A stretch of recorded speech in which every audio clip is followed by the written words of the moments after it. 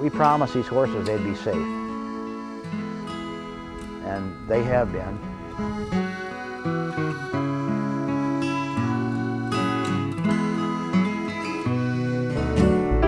Call it a pledge, call it an oath, or maybe just a calling. But for 17 years, Mike and Chris Dodge have devoted their lives to keeping their word. Since 1994, the nonprofit Horse Rescue and Sanctuary has offered equine orphans shelter from cruel and senseless circumstances.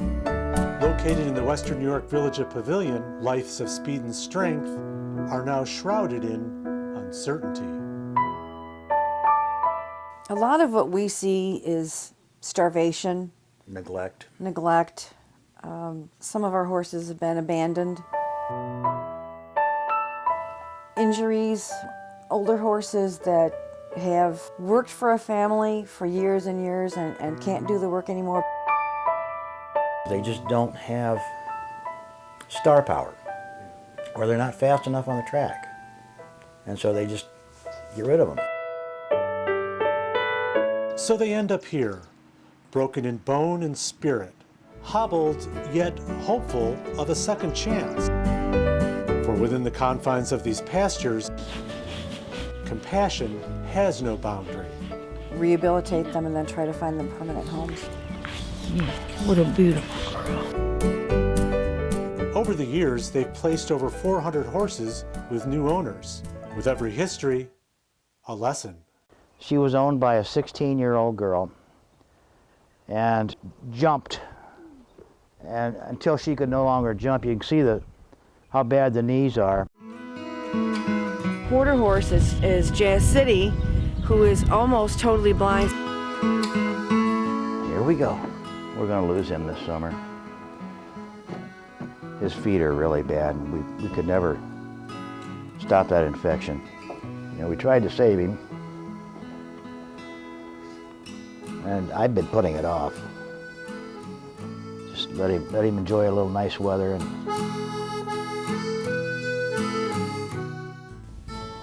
At the rescue, 2 times 24/7 equals 365. This is not a job, it's a lifestyle. This is phenylbutazol. It's like aspirin for horses. There are special diets to prepare. This is senior feed. It's got more fat and a little more palatable for the older horses. And there's prescribed veterinary care. She had open oozing mud sores on all 4 legs. Although sometimes kids will be kids. Oh, you dropped. The Dodge's commitment is fueled by heart and driven by purpose. We do get up in the middle of the night to feed, those that need it. 9 o'clock in the morning and 5:30 at night. You didn't eat the carrot from last night, did you? Old Serenity gets 5 meals a day. But she has to. It's just, you give up a little sleep. We don't go anywhere. We don't do anything.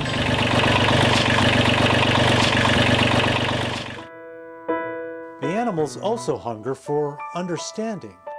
When you get an abused horse, they come in with emotional problems as well as the physical problems, and it takes a long time to get them over that.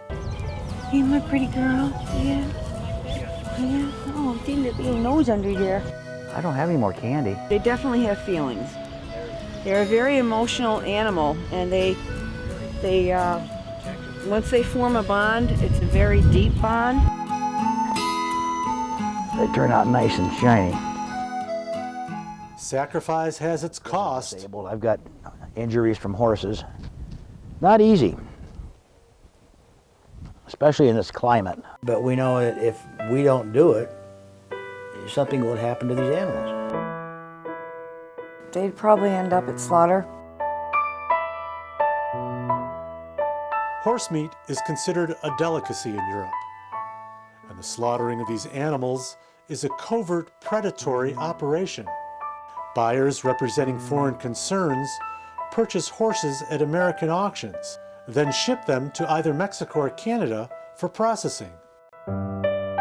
So Mike and Chris keep a close lookout for only the best intentioned owners. There's the kid that got me into it right there. 4 years ago, Mark Zolowski's son Matt suggested the family get a horse, and so they paid a visit to the rescue. Horses are like potato chips. You can't have just one. And they brought home Patty and Joy, or as Mark calls them, My girls over here. it was love at first flight. We're very particular in how we place our horses. And we'd go out there 3-4 times a week to meet the horses, work with the horses. Good girl. Mike and Chris wouldn't let us take the horses home until they felt comfortable with us. We felt comfortable with the horses. Ready? Oh! People are looking for a dead broke, quiet, sound horse that doesn't have issues. And those aren't the horses we have. People that adopt from us are very special people. Like Mark, who makes sure his girls are always dressed for success. And in this stable, every good back rub deserves another. Everyone in the family is reaping their equine bonanza.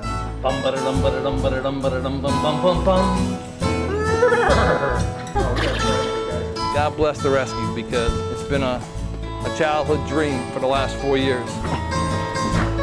It's nice cashing in a dream.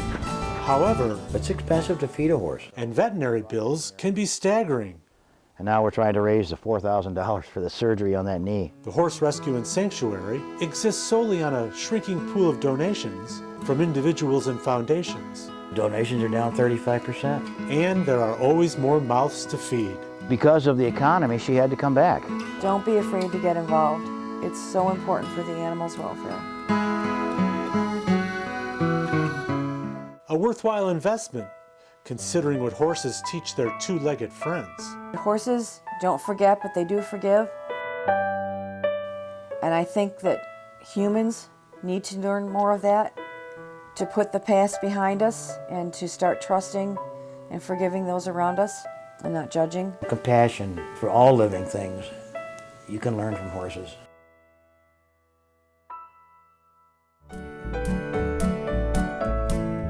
Despite their struggles, Mike and Chris take comfort in honoring the promise. There's no feeling like it. Open, and she takes it right in. We can't possibly save them all. We know that. But the one horse that we can save, it means everything to that horse.